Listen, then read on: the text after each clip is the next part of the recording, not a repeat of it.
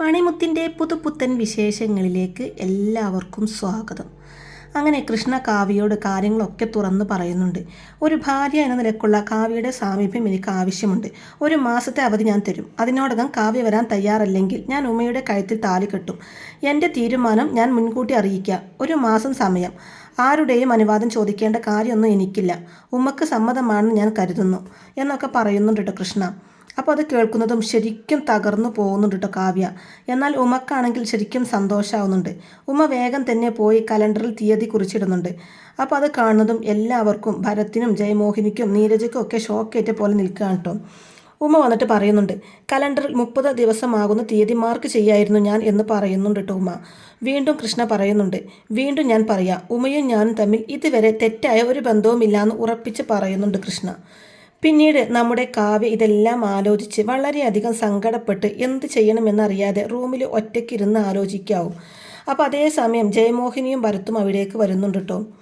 നീ എന്താ കാവ്യ ഈ ആലോചിച്ചു കൊണ്ടിരിക്കുന്നതെന്ന് ജയമോഹൻ ചോദിക്കുമ്പോൾ, നമ്മൾ വിചാരിക്കുന്ന പോലെയൊന്നും ആയിരിക്കില്ല എല്ലാ കാര്യങ്ങളും. അതിനപ്പുറം ചില യാഥാർത്ഥ്യങ്ങളും ഉണ്ടായിരിക്കും. മുൻവിധിയോട് കൂടി നോക്കുമ്പോൾ നമുക്ക് തെറ്റിദ്ധാരണകൾ ഉണ്ടാവാം. ഉമയുമായി നമ്മൾ കരുതുന്ന പോലെയുള്ള ഒരു ബന്ധമില്ലെന്നല്ലേ കൃഷ്ണ പറയുന്നതെന്ന് കാവ്യ ചോദിക്കുമ്പോൾ, കേട്ട പാടെ നീ അങ്ങത് വിശ്വസിച്ചോ എന്ന് ചോദിക്കുന്നുണ്ട് ജയമോഹിനി. ഭരത്തും പറയുന്നുണ്ട്, കള്ളൻ്റെ സത്യവാങ്മൂലമാ ചേച്ചി ആ പറഞ്ഞത് എന്ന് പറയുമ്പോൾ കാവ്യ പറയും, എന്നെ ചൊടിപ്പിക്കാൻ വേണ്ടി ഉമയുടെ മുമ്പിൽ കൃഷ്ണ അഭിനയിച്ചതായിക്കൂടെ എന്ന് ചോദിക്കുമ്പോൾ, എന്നിട്ടാണോ അവരുടെ പ്രേമസല്ലാപം കാരണം വീടിനകത്ത് കണ്ണു തുറന്ന് നടക്കാൻ പാടില്ലെന്ന് നീ പരാതി പറഞ്ഞത്? ആ വീഡിയോയുടെ കാര്യം നീ മറന്നോ? സാരി വാങ്ങിക്കൊടുക്കുന്നു, പൂച്ച കുടിക്കുന്നു, എന്തെല്ലാം കോപ്രായങ്ങളാ എന്നൊക്കെ ജയമോഹിനി പറയുമ്പോൾ, അതെല്ലാം നാടകമായി കൂടെ അമ്മേൻ കാവ്യ തിരിച്ചു ചോദിക്കുന്നുണ്ട്. അപ്പോൾ ഭരത്, ചേച്ചി എന്താ ഇങ്ങനെ ഒരു കോമൺ സെൻസ് ഇല്ലാത്ത പോലെ സംസാരിക്കുന്നത് എന്ന് ചോദിക്കുമ്പോൾ, എടാ കോമൺ സെൻസ് വെച്ച് ആലോചിച്ചപ്പോൾ തോന്നിയ കാര്യങ്ങളാണ് ഞാൻ ഇപ്പോൾ ഈ പറഞ്ഞത് എന്ന് പറയുന്നുണ്ട് കാവ്യ. തുടർന്ന് പറയുന്നുണ്ട്, തിരിച്ചറിവുള്ള പ്രായമായി മണിക്കുട്ടിക്ക്.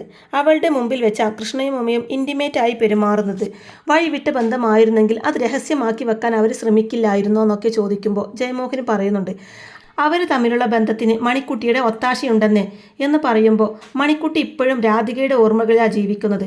അച്ഛനെന്ന് വെച്ചാൽ അവൾക്ക് ജീവന.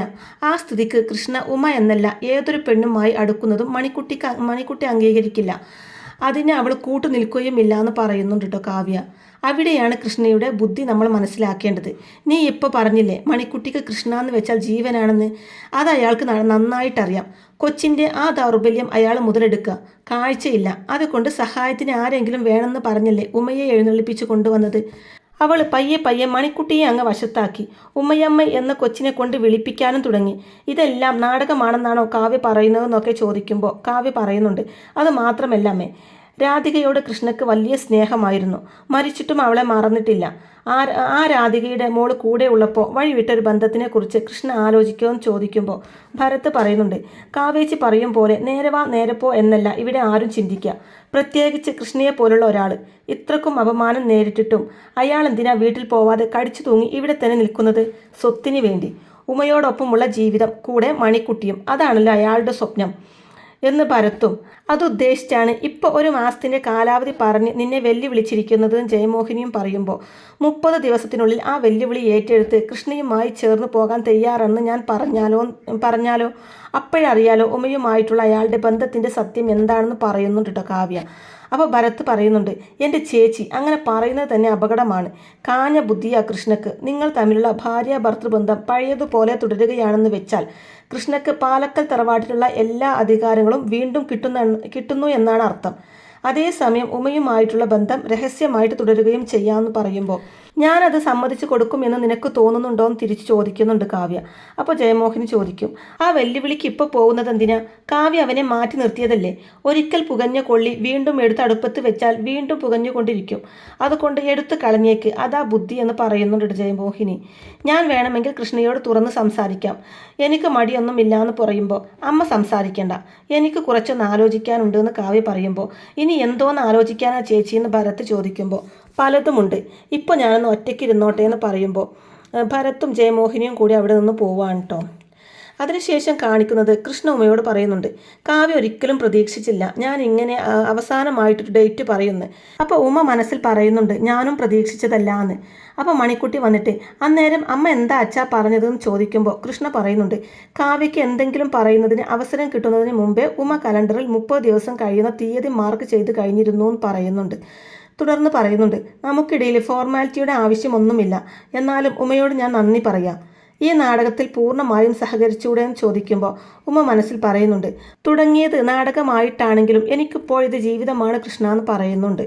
കൃഷ്ണ വീണ്ടും പറയുന്നുണ്ട്, ഞങ്ങളെ സഹായിക്കാൻ വന്നിട്ട് ഉമ ഇവിടെ കൂടുതൽ ബുദ്ധിമുട്ടുകൾ അഭിനയിച്ചു, വീട്ടുതടങ്കൽ വരെ കടന്നില്ലേ എന്ന് ചോദിക്കുമ്പോൾ അതൊന്നും സാരമില്ല, ഏറ്റെടുത്ത കാര്യം ആത്മാർത്ഥമായി ചെയ്യാൻ കഴിഞ്ഞല്ലോ, അത് തന്നെ സന്തോഷം എന്ന് പറഞ്ഞ് കള്ളക്കണ്ണീരൊഴുക്കുന്നുണ്ട് കേട്ടോ ഉമ. അപ്പോൾ അമ്മ അച്ഛന് കൈ തരുമെന്ന് ഉറപ്പാണോ എന്ന് മണിക്കുട്ടി ചോദിക്കുമ്പോൾ ഞാൻ അങ്ങനെ പ്രതീക്ഷിക്കുന്നു. ഇനിയുള്ള ദിവസങ്ങളിൽ അറിയാം കാവ്യയുടെ പ്രതികരണം എന്താണെന്ന്. ഉമാൻറ്റിയുടെ റൂൾ എന്താണെന്ന് ഞാൻ വ്യക്തമായിട്ട് പറഞ്ഞു. സ്വന്തം നിലക്ക് ചിന്തിച്ചാൽ കാവ്യക്ക് കാര്യങ്ങൾ മനസ്സിലാവുന്നതേയുള്ളൂ എന്ന് പറയുന്നുണ്ട് കൃഷ്ണ. ഭരത് മാമനും മുത്തശ്ശിയും വെറുതെ ഇരിക്കുകയോ അച്ഛാന്ന് മണിക്കുട്ടി ചോദിക്കുമ്പോൾ അതാണ് ഞാൻ പറഞ്ഞത്, കാവ്യ സ്വന്തം നിലക്ക് ചിന്തിക്കണമെന്ന്. അമ്മയും ആങ്ങളയും കൂടി ചേർന്ന് ഇത്രയും നാളും തന്നെ തെറ്റിദ്ധരിപ്പിക്കായിരുന്നു എന്ന് അയാൾക്ക് ബോധ്യപ്പെടാതിരിക്കില്ല എന്ന് പറയുന്നുണ്ട്. ഉമാൻറ്റിക്ക് എന്ത് തോന്നുന്നു എന്ന് മണിക്കുട്ടി ചോദിക്കുമ്പോൾ ഞാൻ പ്രതീക്ഷിക്കുന്നത് പോലെ എല്ലാം പോസിറ്റീവായി വരുന്ന എനിക്ക് തോന്നുന്നത് എന്ന് പറയും. അപ്പോൾ അത് കേൾക്കുമ്പോൾ കൃഷ്ണക്കും മണിക്കുട്ടിക്കും ഒക്കെ സന്തോഷമാവുന്നുണ്ട് കേട്ടോ. പക്ഷേ ഉമ പ്രതീക്ഷിക്കുന്നത് എന്താണെന്ന് കൃഷ്ണക്കും മണിക്കുട്ടിക്കും അറിയില്ലല്ലോ. തുടർന്ന് കൃഷ്ണ പറയും, പറയാനുള്ളത് പറഞ്ഞു കഴിഞ്ഞപ്പോൾ മനസ്സിനൊരു സമാധാനം എന്ന് പറയുമ്പോൾ ഉമ മനസ്സിൽ പറയുന്നുണ്ട്, സമാധാനം നഷ്ടപ്പെടുന്നത് എനിക്കാണ് എന്ന് പറയും. അതിനുശേഷം കാണിക്കുന്നത് ഇവിടെ കാവ്യ ഹാളിൽ ഒറ്റയ്ക്കിരിക്കുകയാണ് കേട്ടോ. അപ്പോൾ അതേസമയം ഭരത്തും ജയമോഹിനിയും മുത്തും കൂടെ അങ്ങോട്ടേക്ക് വരുന്നുണ്ട്. മുത്ത് പോയി വിളിക്കുമെന്ന് പറഞ്ഞ് മുത്തിനെ കാവ്യയുടെ അടുത്തേക്ക് പറഞ്ഞു വിടുകയാണ് ജയമോഹിനി. അങ്ങനെ മുത്ത് കാവ്യയുടെ അടുത്ത് ചെന്നിരുന്ന്, അമ്മേ സമയം കുറേ ആയില്ലേ, അമ്മ എന്താ ഉറങ്ങാൻ വരാത്തതെന്ന് ചോദിക്കുമ്പോൾ മോള് കിടന്നോ, ഞാൻ പിന്നെ വന്നേക്കാമെന്ന് കാവ്യ പറയുന്നുണ്ടെങ്കിലും അമ്മയും വാന്ന് പറഞ്ഞു വിളിക്കുമ്പോൾ മുത്ത് ചെല്ലേ, രാവിലെ സ്കൂളിൽ പോകാനുള്ളതല്ലേ എന്ന് ചോദിക്കുമ്പോൾ അമ്മയില്ലാതെ എനിക്ക് ഉറങ്ങാൻ പറ്റില്ല എന്ന് പറയുമ്പോൾ ഷാട്ടിൻ പിടിക്കാതെ ചെല്ലി മുത്തേന്ന് കാവ്യ പറയുന്നതും ഇപ്പോൾ ഷാട്ടിൻ പിടിക്കുന്നത് മുത്തല്ല നീയാണ് എന്ന് പറയുന്നുണ്ട് ജയമോഹിനി. എന്തിനാ ഇങ്ങനെ ഉറക്കമൊഴിക്കുന്നത്, ആഹാരമോ വേണ്ട പോലെ കഴിക്കുന്നില്ല, അതിൻ്റെ കൂടെ ഉറക്കവും ഇല്ലാതായാൽ എന്തെങ്കിലും അസുഖം പിടിപെടും, നിനക്ക് സുഖമില്ലാതെ വന്നാൽ ഏറ്റവും കൂടുതൽ സങ്കടപ്പെടുന്നത് മുത്തായിരിക്കും, ആ ഓർമ്മ വേണം കാവ്യക്ക്. നാളെ സ്കൂളിൽ പോകുന്ന കാര്യം നീ ഇപ്പോൾ പറഞ്ഞില്ലേ, എങ്ങനെ സമാധാനമായിട്ട് ഈ കുഞ്ഞ് സ്കൂളിൽ പോകും, ക്ലാസ്സിൽ പോയിരുന്നാലും പഠിത്തത്തിൽ ശ്രദ്ധിക്കാൻ പറ്റുമോ, ഇവിടുത്തെ ഓരോ കാര്യങ്ങളും അതിൻ്റെ മനസ്സിൽ അലട്ടിക്കൊണ്ടിരിക്കില്ലേ എന്നൊക്കെ പറയുന്നുണ്ട് ജയമോഹിനി. ചേച്ചിക്ക് സുഖമില്ലാതായാൽ സന്തോഷിക്കുന്നവർ വേറെ ചിലർ ഇവിടെയുണ്ടെന്ന് ഓർക്കണമെന്ന് പറയുന്നുണ്ട് ഭരത്തും. അപ്പോൾ അതേസമയം തന്നെ അവിടേക്ക് ഉമയും വരുന്നുണ്ട് കേട്ടോ. എന്നിട്ട് അവരുടെ സംസാരങ്ങളൊക്കെ മറഞ്ഞു നിന്ന് കേൾക്കുന്നുണ്ട്. ഭരത് വീണ്ടും പറയുന്നുണ്ട്, ചേച്ചി ഒന്ന് വീണ് കിട്ടാൻ കാത്തു നിൽക്കുന്നവരാ ഇവിടെയുള്ളവർ, പിന്നെ ഈ വീട്ടിൽ എന്തുമാവാന്ന് വിചാരിക്കുന്നവരാ അവരെന്നൊക്കെ പറയുന്നുണ്ട് കേട്ടോ ഭരത്. അപ്പോൾ കാവ്യ മുത്തിനോട് പറയുന്നുണ്ട്, മുത്തൊരു കാര്യം ചെയ്യേ, ഇന്നത്തേക്ക് മുത്തശ്ശിയുടെ കൂടെ കിടന്നുറങ്ങ്. അപ്പോൾ അതെന്താണെന്ന് മുത്ത് തിരിച്ച് ചോദിക്കുമ്പോൾ നീ എന്താ ഈ രാത്രി ഉറങ്ങുന്നില്ലേ, ഇവിടെ ഇങ്ങനെ ഇരുന്ന് നേരം വെളുപ്പിക്കാനാണോ എന്ന് ചോദിക്കുമ്പോൾ ഭരത് പറയുന്നുണ്ട്, കാവേച്ചിയുടെ ഉറക്കം കെടുത്തിയവർ സുഖമായിട്ട് അവിടെ കിടന്നുറങ്ങുകയാണെന്ന് ഓർക്കണമെന്ന് ഭരത് പറയുമ്പോൾ എന്നാൽ നമ്മുടെ ഉമ ഇവരുടെ സംസാരമൊക്കെ കേൾക്കുന്നുണ്ട് കേട്ടോ.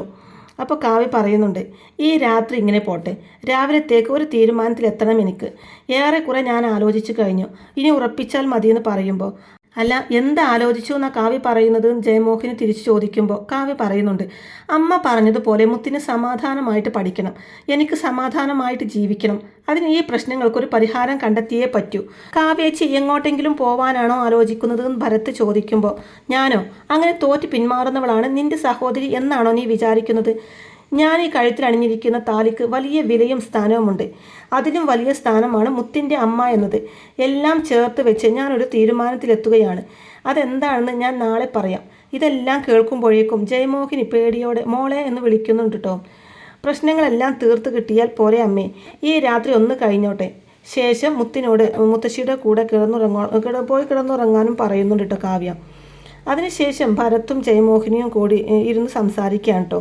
ജയമോഹിനി ഭരത്തിനോട് പറയുന്നുണ്ട്, കാവ്യയുടെ മുഖം കണ്ടിട്ട് അവൾ എടുക്കുന്ന തീരുമാനം അനുകൂലമല്ലെന്ന് വേണം കരുതാൻ, അനുകൂലമായിരുന്നെങ്കിൽ ഇപ്പോഴേ പറയുമായിരുന്നല്ലോ, നാളത്തേക്ക് മാറ്റിവെക്കേണ്ട കാര്യമില്ല, ഒന്നുകൂടെ ആലോചിക്കാൻ വേണ്ടിയാണ് അവൾ ഈ രാത്രിയും കൂടെ കഴിഞ്ഞോട്ടെ എന്ന് പറഞ്ഞത്, ഇനിയിപ്പോൾ കൃഷ്ണയ്ക്ക് കൈ കൊടുക്കാൻ പോവാണെന്ന് കാവേച്ചി പറയുമോയെന്ന് ഭരത് സംശയത്തോടെ പറയുമ്പോൾ നീരജയും ഇത് കേട്ടുകൊണ്ട് വരുന്നുണ്ട്.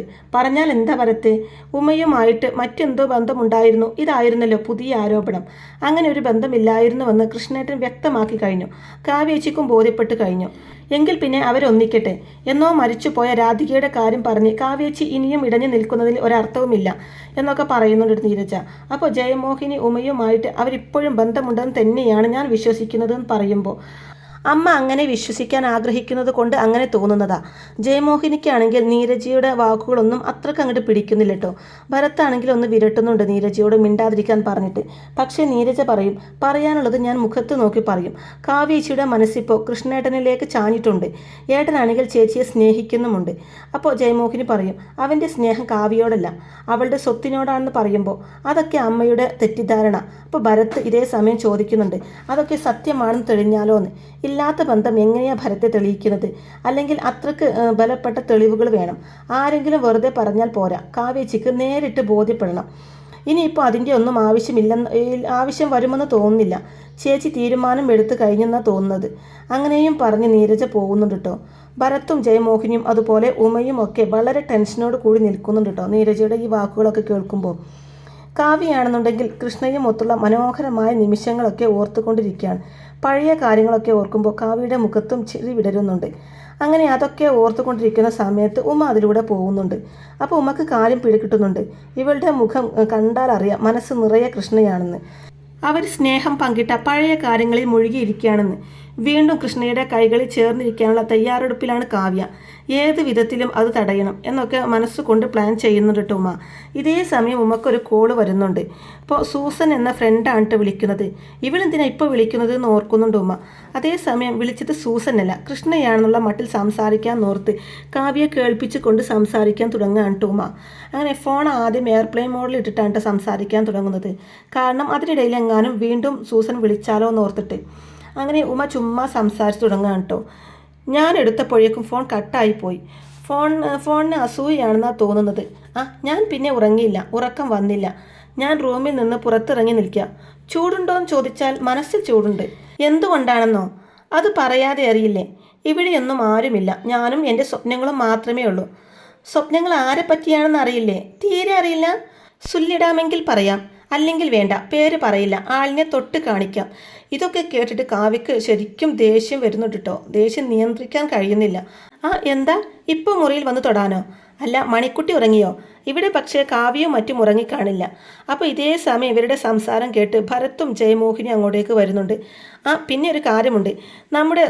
നമ്മുടെ ബന്ധത്തെ പറ്റി ഇവിടെ ഇപ്പോൾ ആർക്കും ഒരു സംശയവുമില്ല. കൃഷ്ണ കാവ്യയോട് വ്യക്തമാക്കി പറഞ്ഞില്ലേ വേറൊരു തരത്തിലുള്ള അടുപ്പവും എന്നോടില്ലെന്ന്. അതെല്ലാവരും വിശ്വസിച്ചിരിക്കുക. അവരുടെ വിശ്വാസം രക്ഷിക്കട്ടെ അല്ലേ? ഞാനിപ്പോൾ ഒരു പാവം ട്യൂഷൻ ടീച്ചർ, കൃഷ്ണയുടെ വെറും കെയർടേക്കർ, ശമ്പളത്തിന് വേണ്ടി ജോലി ചെയ്യുന്ന ഒരു പാവം സ്ത്രീ. ആ ഒരു കാര്യം അങ്ങനെ തന്നെ ഇരുന്നോട്ടെ. മറ്റുള്ളവരുടെ കണ്ണിൽ പൊടി ഇടുന്നതും ഒരു രസമുള്ള കാര്യമാണ്. ഇനി ഞാനൊരു സത്യം പറയട്ടെ. കൃഷ്ണ ഇപ്പോൾ എന്നെ വിളിച്ചിരുന്നെങ്കിൽ എന്ന് ഞാൻ ഇപ്പോൾ ആഗ്രഹിച്ചിരുന്നപ്പോഴാണ് കോള് വന്നത്. സത്യമായിട്ടും എൻ്റെ കൃഷ്ണയാണ് സത്യം. എന്നെ കാണണമെന്നോ? ഇപ്പോഴോ? അതാ കുഴപ്പം. വെറുതെ ഇരിക്കുമ്പോൾ ശബ്ദം കേൾക്കണമെന്ന് തോന്നും, ശബ്ദം കേൾക്കുമ്പോൾ കാണണമെന്ന് തോന്നും. കണ്ടു കഴിയുമ്പോഴോ? ഇപ്പോൾ റൂമിലേക്ക് വരാനോ? അതൊന്നും വേണ്ട കൃഷ്ണ. അല്ലെങ്കിൽ വേണ്ട, ഞാൻ വരാം. നിങ്ങൾ പിണങ്ങണ്ടാട്ടോ. ഒരു 12 മണിയാവട്ടെ, അപ്പോഴേക്കും എല്ലാവരും ഉറങ്ങും. അപ്പോൾ ഞാൻ വരാം. കൊതി കുറച്ച് കൂടുന്നുണ്ട്. ഇപ്പോൾ അഡ്വാൻസ് തരാം, അതുകൊണ്ട് തൃപ്തിപ്പെടണമെന്നൊക്കെ പറഞ്ഞ് ഉമ്മയൊക്കെ കൊടുക്കുന്നുണ്ട് കേട്ടോ. ഇതൊക്കെ കേൾക്കുന്ന കാവ്യക്കാണെങ്കിൽ നിയന്ത്രണം വിട്ടു പോവുകയാണ്. ഒട്ടും തന്നെ സഹിക്കാൻ പറ്റുന്നില്ല. ജയമോഹിനിയും ഭരത്തും ആണെങ്കിലും ഇതൊക്കെ കേൾക്കുന്നുണ്ട്. അപ്പോൾ 12 മണിക്ക് ഞാൻ വരാം, കാത്തിരിക്കണേന്ന് പറഞ്ഞ് ഉമ്മ തൻ്റെ അഭിനയം നിർത്തുകയാണ് കേട്ടോ. കാവ്യയാണെങ്കിൽ ഇതെല്ലാം കേട്ട് പൊട്ടിക്കരഞ്ഞു പോകുന്നു. വീണ്ടും കടുത്ത നിരാശയിലാവുകയാണ് കാവ്യ. അങ്ങനെ പൊട്ടിക്കരഞ്ഞുകൊണ്ടിരിക്കുന്ന കാവ്യയും കാണിച്ചുകൊണ്ടാണ് കേട്ടോ ഇന്നത്തെ ഈ ഒരു എപ്പിസോഡ് അവസാനിക്കുന്നത്. അങ്ങനെ മണിമുത്തിൻ്റെ അടിപൊളി ത്രില്ലിംഗ് എപ്പിസോഡുകളൊക്കെയാണ് കേട്ടോ ഇനി വരാനിരിക്കുന്നത്. അപ്പോൾ ഈ റിവ്യൂ ഇഷ്ടമായിട്ടുണ്ടെങ്കിൽ വീഡിയോ ലൈക്ക് ചെയ്യാനും ചാനൽ കൂടി ഒന്ന് സബ്സ്ക്രൈബ് ചെയ്ത് സപ്പോർട്ട് ചെയ്യാനും മറക്കല്ലേ ഫ്രണ്ട്സ്. താങ്ക്